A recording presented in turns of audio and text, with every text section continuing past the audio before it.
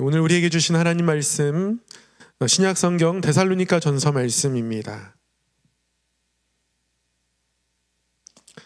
데살로니가 전서 2장 9절로부터 12절까지의 말씀 보도록 하겠습니다. 신약 성경 데살로니가 전서 2장 9절로부터 12절까지의 말씀 한 절씩 교독하도록 하겠습니다. 형제들아, 우리의 수고와 애쓴 것을 너희가 기억하리니 너희 아무에게도 폐를 끼치지 아니하려고 밤낮으로 일하면서 너희에게 하나님의 복음을 전하였노라.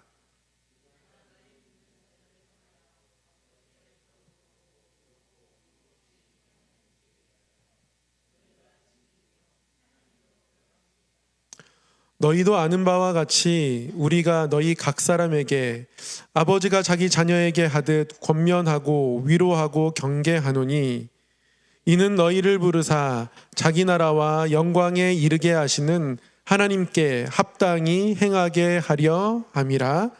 아멘. 오늘도 기도의 자리에 나오신 우리 성도님들 환영하고 축복합니다. 오늘 기도하는 가운데에 하나님이 우리를 이렇게 만지시고 안아주시고 세임 더하시는 은혜 베푸시는 하나님이심을 다시 한번 우리 영적으로 경험하고, 그래서 기도의 자리가 우리에게 늘 사모되는 자리, 그리고 늘 간절함으로 나아가는 자리가 되었으면 좋겠습니다.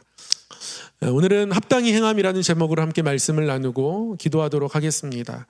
2주 전에 오늘 본문 앞부분 앞단락의 내용을 통해서 사도 바울이 하나님께 어떤 마음으로 헌신을 했는지, 하나님께서 사도 바울을 부르실 때에 사도 바울을 정말 어떤 인간적인 자격 조건은 사도 바울이 하나님께 쓰일 만한 모습으로 서 있지는 않았지만 오히려 교회를 박해하는 핍박자였고, 많은 사람들을 잡아서 죽이고, 그래서 교회가 부흥하지 못하도록 막아서는 그런 사람들이었지만, 그러나 하나님은 나를 옳게 여기셨다.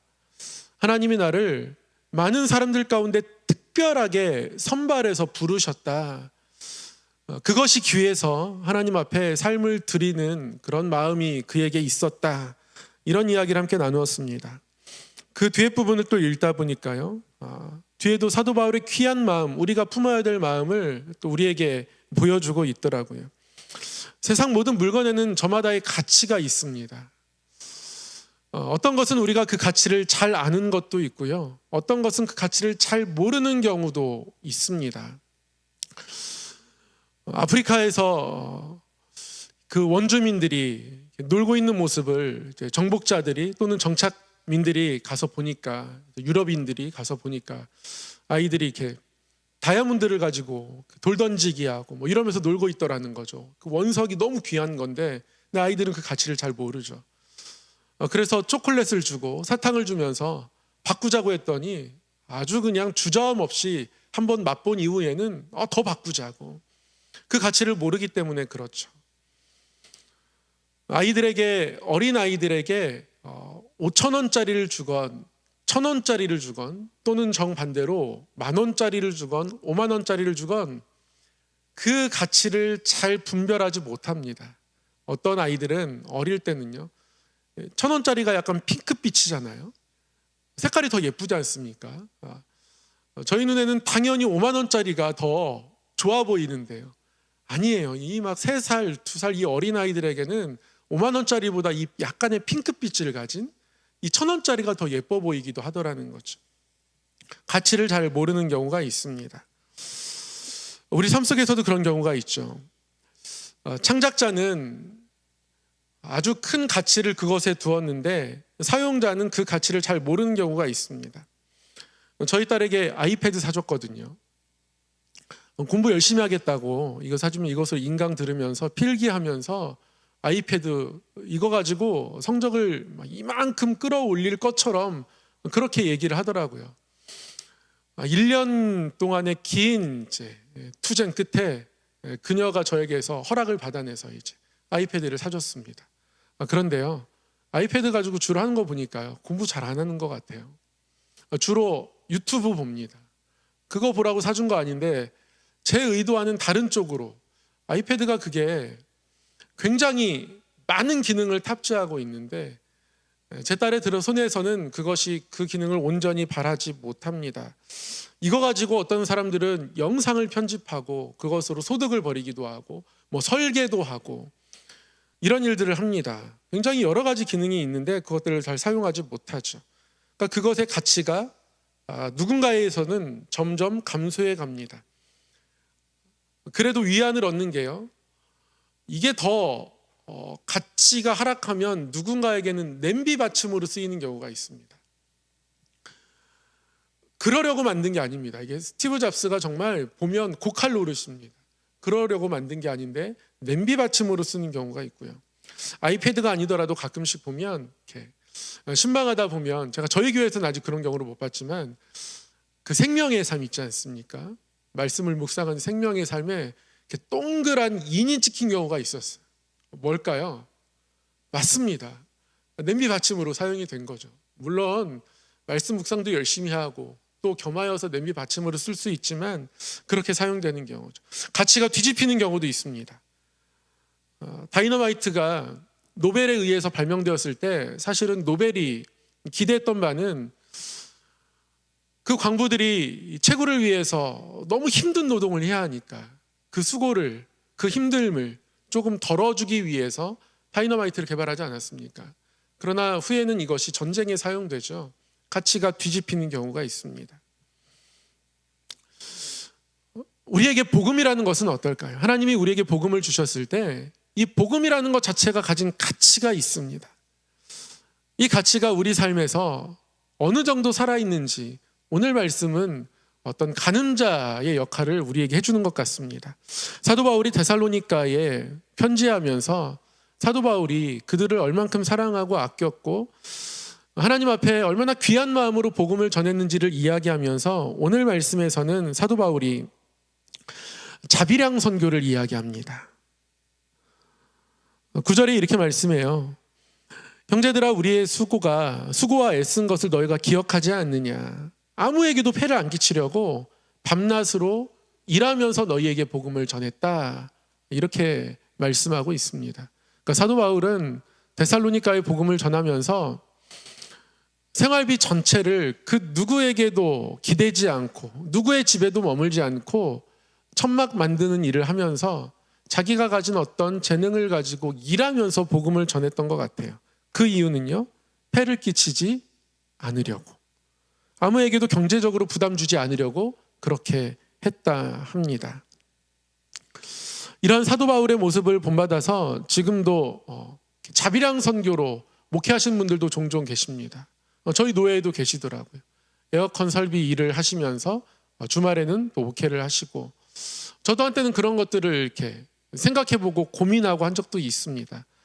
그런데 이제 신대원 입시 준비를 하면서 매일 말씀을 아침부터 저녁까지 도서관 가서 읽고 정리하고 외우고 하면서 말씀을 더 잘 연구하고 그것을 성도들에게 전하는 것 또한 귀한 일이겠다. 이것과 이것을 어느 게 더 맞다 틀리다 라고 저울질하지 말자라는 생각을 하게 되었는데요. 사도 바울은 데살로니가 지역에서 자비량 선교합니다. 폐를 끼치지 않으려고 그렇게 했다 합니다. 그럼 왜 사도 바울은 폐를 끼치지 않으려 했을까요? 복음의 가치를 훼손하지 않으려고 했기 때문에 그렇습니다. 자신이 이것을 통해서 누군가에게 경제적으로 기대게 된다면 누군가는 부담을 느끼게 될 것이고 그것이 복음의 가치에 방해된다라고 생각했기 때문에 그렇습니다. 그래서 사도 바울은 그들의 연약한 믿음이 채 아물기도 전에, 단단해지기도 전에 그들이 믿음에서 떨어질까, 그래서 그들을 배려하고 아끼는 마음 가운데에 7절 말씀에 보면 유모가 자기 자녀를 기름처럼, 유모가 어린아이를 기름처럼 그들을 대했다, 길렀다, 이렇게 이야기하고 있는 거예요. 어린아이를 기름처럼 그들을 사랑했고 그들을 섬겨주었고, 장성한 그리스도인이 될 때까지는 이렇게 하는 게 그들에게 복음을 전하는 좋은 길이라고 생각을 했던 겁니다. 힘들었을 겁니다. 어떤 일을 해야 하고 일을 하면서 복음을 전하는 게 쉽지 않고 고난의 자리였지만 그 고난의 자리에서 그 일들을 계속 할 수 있었던 이유는 복음의 가치가 훼손되지 않기를 바라는 마음 때문에 그랬습니다. 그리고 그것을 오늘 편지를 통해서 이야기하죠. 형제들아, 너희가 기억하지 않느냐? 너에게 폐를 끼치지 않으려고 밤낮으로 일하면서 그렇게 복음을 전했다. 너희가 증인이고 하나님도 증인이다. 사도 바울은 이렇게 이야기합니다. 그러면서 사도 바울이 그렇게 한가운데 그들에게 기대했던 것 한 가지를 이야기하죠. 오늘 12절 말씀에 그렇게 그들 가운데 행했던 이유를 이는 너희를 부르사 자기 나라와 영광에 이르게 하시는 하나님께 합당히 행하게 하려 함이라 이렇게 말씀합니다. 어떻게 그들이 삶이 변하기를 바랬다고요? 하나님께 합당히 행하는 삶으로 바뀌기를 바랬던 겁니다. 하나님께 합당히 행한다는 게 하나님 앞에 우리가 합당하다는 게 여러분 뭘까요? 우리가 합당하다, 적당하다 이렇게 생각하면 어떤 기준에 부합한다 이런 느낌들이 먼저 드는 것 같습니다. 근데 여기서 합당하다라고 합당하다라고 말하는 헬라어 악시오스는 가치가 훼손되지 않는다라는 뜻이에요. 가치 있다. 그러니까 하나님 앞에서 하나님이 귀하게 여기시는 복음을 귀하게 여기시는 백성에게 주신 것 아니겠습니까? 그때 그 하나님의 마음, 그 가치가 하나도 훼손되지 않기를 바라는 마음에. 그러니까 사도 바울은 자신이 경제적으로 이들에게 기대지 않고 희생하면서 사랑함을 통하여서 하나님이 그들을 얼만큼 사랑하시는지 그들이 깨달아 알았으면 좋겠고 그들이 그만큼 하나님께 가치 있다라는 것들을 알았으면 좋겠는 거예요.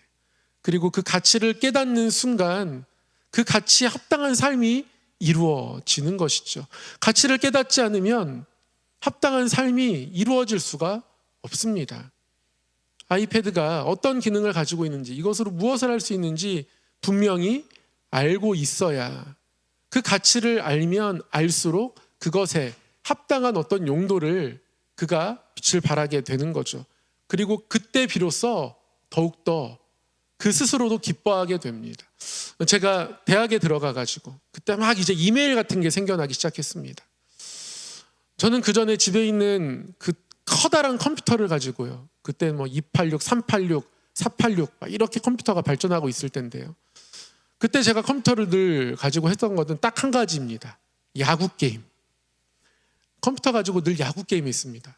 야구 게임 말고는 할 수 있는 게 없어요.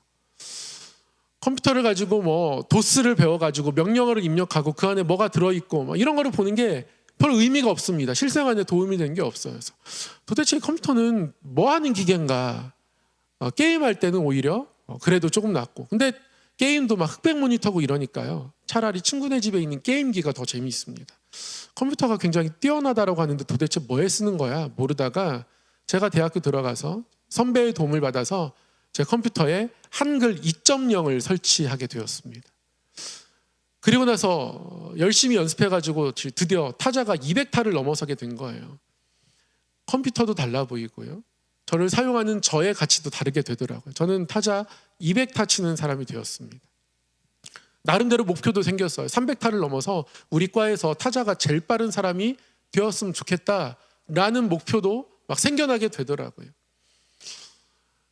가치에 대해서 생각하고 가치를 가지고 무언가에 접근하다 보면 그 가치를 발견하고 가치를 발견한 주체 또한 새로운 가치로 자신을 채워가기를 원하는 마음이 생깁니다. 그래서 우리가 하나님 앞에 살아갈 때에 하나님이 복음을 우리에게 주실 때 하나님이 우리를 얼마나 귀하게 여기셨는지 아는 것이 중요하고 그 하나님의 마음을 알아갈 때 우리가 얼마나 가치 있는지를 알면 그러면 하나님께서 가치 있게 여기시는 그 일들을 또 그러한 삶의 모습을 우리 삶 가운데 행하고자 하는 마음이 생겨나는 거예요. 그래서 사도 바울은 복음에 합당하게 생활하는 것에 대해서 하나님께 합당히 서는 것에 대해서 데살로니가 교회뿐 아니라 에베소, 빌립보, 골로새 계속해서 강조합니다. 에베소서 4장 1절에서 이렇게 이야기하죠. 그러므로 주 안에서 갇힌 내가 너희를 권하노니 너희가 부르심을 받은 일에 합당하게 행하여 모든 겸손과 온유로 하고 오래 참음으로 사랑 가운데서 용납하고 평안에 매는 줄로 성령이 하나 되게 하신 것을 힘써 지키라. 사도 바울이 어떤 기준을 제시하는 게 아니에요. 어떤 명령을 단순히 던지는 게 아닙니다. 명령을 던지는 거였다면 구체적으로 그들의 삶과 또 행동들을 지적하면서 이런 것은 그렇지 않은 거야, 이런 것은 그런 거야, 어떤 구체적인 가이드라인을 줬을 겁니다. 근데 사도 바울의 권면을 보면 굉장히 추상적입니다. 도대체 겸손과 온유로 하는 게 어디까지인지, 오래 참는 게 도대체 어디까지 참는 건지, 어디까지 용납해야 하는 건지 애매합니다. 사도 바울은 기준을 이야기하는 게 아니라요, 가치를 이야기하고 있는 겁니다. 말씀은요, 우리에게 기준을 가르쳐 주는 게 아니라 가치를 제시하고 있는 겁니다. 부르심을 받은 일에 너희가 합당하게 행한다, 기준을 충족해라가 아니라요, 그 가치를, 하나님이 너희를 부르신 그 가치를 너희가 알고 그 가치, 그것이 훼손되지 않게 때로는 참아야 하고 온유함을 품어야 하고 사랑해야 하는 것이다. 이런 것들이 무너질 때 그 가치가 훼손되는 것이다. 그렇게 권면하고 있는 것이죠. 골로새 교회들에게도 이렇게 편지합니다. 주께 합당하게 행하라 말씀하죠. 주께 합당하게 행하여 범사에 기쁘시게 하고 모든 선한 일에 열매를 맺게 하시며 하나님을 아는 것에 자라게 하시고 그의 영광의 힘을 따라 모든 능력으로 능하게 하시며 기쁨으로 모든 견딤과 오래 참음에 이르게 하시고 우리로 하여금 빛 가운데서 성도의 기업의 부분을 얻기에 합당하게 하신 아버지께 감사하게 하시기를 원하노라. 여러분, 이 성경 구절에서, 이 말씀에서 가장 반복돼서 여러 번 나타나는 말씀이 뭔지 아시겠습니까? 하게 하신다는 겁니다. 우리가 주께 합당하게 행하여야 하는데 그건 우리의 결단이죠. 이때도 마찬가지입니다. 우리가 주께 합당하다는 건 하나님이 우리에게 두고 계신 가치를 우리가 깨닫고 그 가치를 회복하고자 하는 마음을 이야기하는 거예요. 그런데 그렇게 행하고자 할 때 그 모든 것들을 주관하시는 분이 누구세요? 하나님이세요. 하나님께서 범사에 기쁘시게 하고 선한 일에 열매를 맺게 하시고 하나님 아는 것에 자라게 하시고 그의 영광의 힘을 따라 모든 능력으로 능하게 하시고 기쁨으로 견딤과 오래 참음에 이르게 하시고 우리로 하여금 빛 가운데서 성도의 기업의 부분을 얻기에 합당하게 하신 아버지께 감사하게 하시기를 원하노라. 그래서 하나님이 나를 더욱더 빛나게 만들어 가시는 것에 감사하게 되는 것이 사도 바울이 교회에 바라고 있는 겁니다. 그것 때문에 사도 바울이 데살로니가에서 포기하지 않고 선교하고 있는 거고요. 가장 강력한 핍박을 받았던 도시 중에 하나입니다. 그런데 오늘 말씀을 더 읽어가다 보면 사도 바울이 데살로니가에 너무 가고 싶어 한다는 걸 알 수 있어요. 내가 두어 번 너에게 가려고 했지만 그 길이 막혔다. 그러니까 사도 바울은 가고 싶은데 자꾸 못 갈 수밖에 없는 상황이 생겨서 그래서 데살로니가에 편지하는 거예요. 왜 가고 싶어 할까요? 함께 하고 싶은 거예요. 누구와? 사도 바울을 핍박했던 그들이 여전히 교회를 핍박하고 그곳 가운데 환난을 받는 성도들이 있을 텐데 사도 바울이 간다고 해서 그 환난을 다 막아줄 수는 없습니다. 그럼에도 불구하고 사도 바울은 그곳에 함께 있고 싶은 겁니다. 왜요? 그들이 너무 소중하니까. 그러니까 하나님의 그들을 향한 마음을 가지고 있는 거죠. 하나님이 그들을 얼만큼 귀하게 여기시는지 알고 있는 거예요. 그러니까 가는 겁니다. 우리가 언제 기도할 수 있을까요? 물론 시간을 정해서 우리가 하나님 앞에 결단하고 기도하는 것도 맞지만 우리의 기도가 깊어지기 위해서 교회를 위해 기도할 때에 하나님이 교회를, 우리 성안교회를 얼만큼 귀하게 여기시는지 하나님의 마음을 우리가 알 때 우리가 교회의 모든 일들 가운데 나의 마음을 두고 걸음을 두고 참여하고 싶다, 헌신하고 싶다 결단하게 되는 거예요. 하나님이 이것을 하라고 하셨습니다. 그것에 의무적인 순종이 아니라 가치를 따라 헌신하기를 하나님이 원하시는 거죠. 가정을 위해서 기도할 때도 마찬가지입니다. 말 듣지 않는 자녀들을 보면 힘에 부칠 때가 있고 마음에 부칠 때가 있어요. 그럼에도 불구하고 언제 기도할 수 있습니까? 하나님이 그럼에도 불구하고 이 아이들을 귀하게 여기심을 믿고 바라보고 깨달아 할 때, 그때 진짜 기도할 수 있는 거예요. 그때 더 깊은 기도의 자리로 나아가고 있는 거예요. 사도 바울이 그런 마음을 우리에게 보여주고 있습니다. 하나님께서 그 마음을 우리 또한 갖기를 원하셔서 말씀을 통하여서 그 사도 바울의 마음을 저와 여러분에게 전해주고 계십니다. 사랑하는 성도 여러분, 하나님께 합당히 행한다는 건 하나님의 어떤 기준, 그리고 하나님 주신 어떤 미션에 우리가 의무적으로 그것을 충족하거나 그것에 의무적으로 행해야 되거나 그런 게 아닙니다. 가치를 아는 거예요. 가치 때문에 우리의 삶을 헌신하게 되는 거예요. 그래서 하면 할수록 이게 귀하구나 깨닫고 이 귀한 일에 내가 사용되니까 나 또한 귀해져 가는구나. 이 자리에 있는 것이 가장 귀하구나. 오늘 기도의 자리도 그렇죠. 하나님께서 귀한 시간을 주셔서 내가 여기에 나왔구나.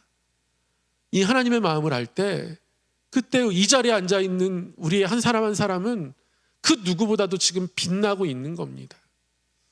말씀을 전하기 전에 나누었던 인사가 귀에 듣기 좋으라고 나누었던 인사가 아니라요.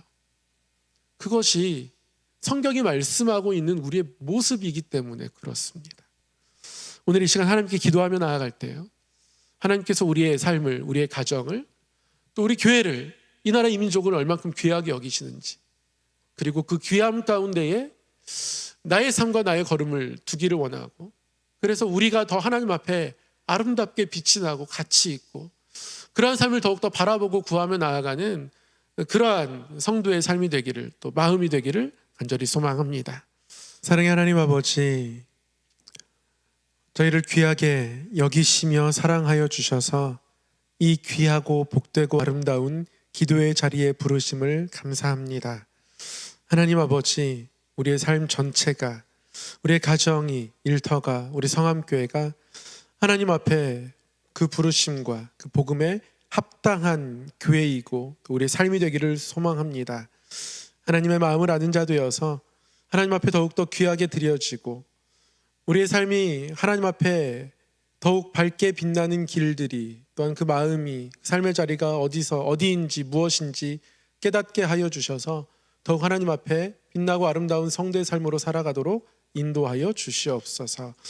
하나님, 이 시간 이 밤에 기도한 모든 기도의 제목들 하나님 앞에 온전히 올려지기를 소망하오니 들으시고 응답하시고 또 위로하시고 소망 주셔서 하나님 그 손길 안에 우리의 삶 전체가 있음을, 하나님이 우리의 삶의 주인 되심을, 아버지이심을 그 어떤 자리에서도 놓치지 않고 끝까지 기억하며 살아가며 하나님의 응답으로 인하여 감사하는 자리까지 나아가도록 우리의 모든 삶을 인도하여 주시옵소서.